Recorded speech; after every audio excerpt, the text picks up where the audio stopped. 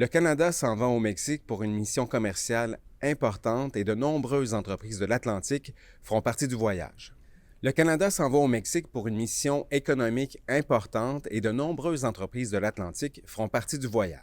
Le pays cherche des partenaires économiques fiables et le gouvernement Carney croit que cette mission est la plus importante jamais organisée pour des relations commerciales bilatérales. Selon le ministre et député de la région Dominique Leblanc, de nombreuses entreprises de l'Atlantique vont accompagner le gouvernement pour aller là-bas renforcer des liens et en créer de nouveaux. Il n'y a pas de doute, il y a une longue histoire. Prenez la société McCain, par exemple. Presque 40 du marché des frites au Mexique vient des McCains, mais il y a aussi des plus petites entreprises de Sussex au Nouveau-Brunswick, Mrs. Dunster's Donuts. Le propriétaire Blair Hislop vient avec nous.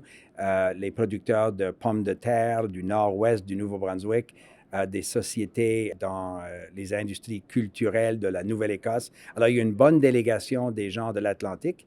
Il s'envole dimanche pour le Mexique.